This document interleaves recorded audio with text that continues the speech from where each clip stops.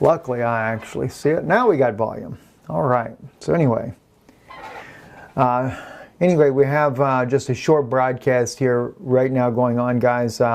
We are seeing that there are several articles coming out, Haaretz, RT, as well as Zero Hedge, all reporting about Russia going to supply Syria with the S-300 missile system.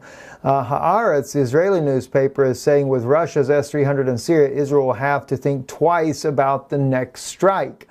I don't know if any of you guys remember, but Prime Minister Netanyahu had already stated back when there was talk of the S-300 system going into Syria, and this is more recently in the last year, that the Israeli government would target this system and take them all out. So yes, it could definitely significantly increase the tensions in the region. There's no question about that. And of course, we're also dealing with the fact that this was a system that was going to be delivered to the Syrian government back before 2011, before the civil war even began.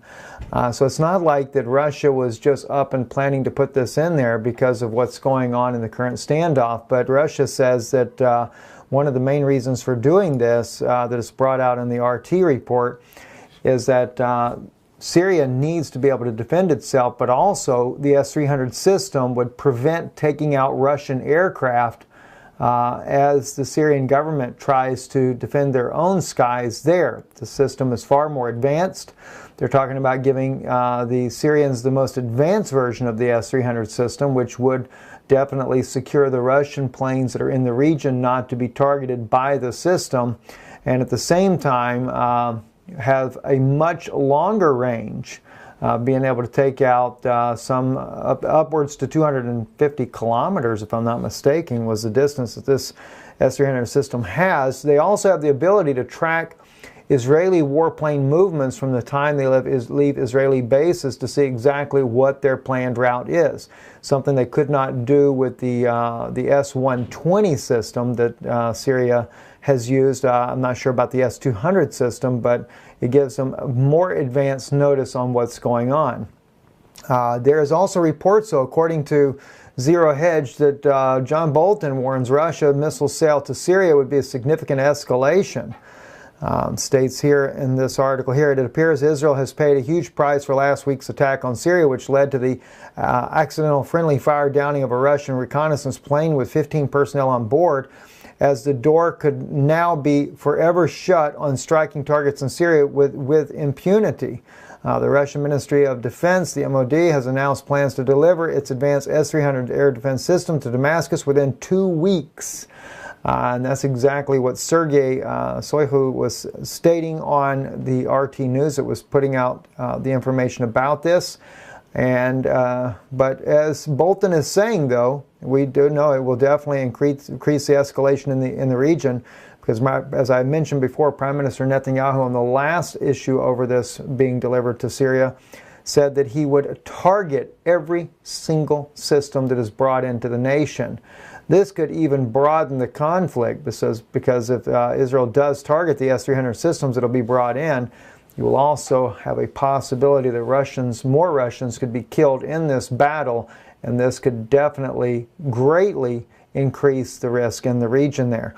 But then again, does Syria not have a right to defend their own nation from aggressive attacks? I know that Israel and the United States have been saying that the reason for the attacks is the Iranians and Hezbollah inside of the nation. But since Iran has been inside of Syria trying to help defeat ISIS and Al-Qaeda and al-Nusra, they've not targeted Israel. I know there's one claim that it was stated that the Iranians targeted Israel up in the Golan, but that's been refuted by many credible sources since then. So even in that case there, I do believe that if the Iranians had truly targeted Israel, Israel would have not hesitated to go much further than what has been done thus far. Israel would have taken the country of Iran down with nuclear weapons if that had really been the case.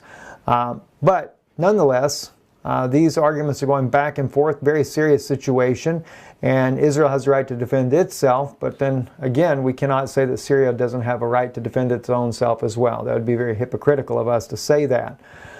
So we just have to wait to see how this thing goes and to see whether or not it's going to go through. Russia has said they will do it. President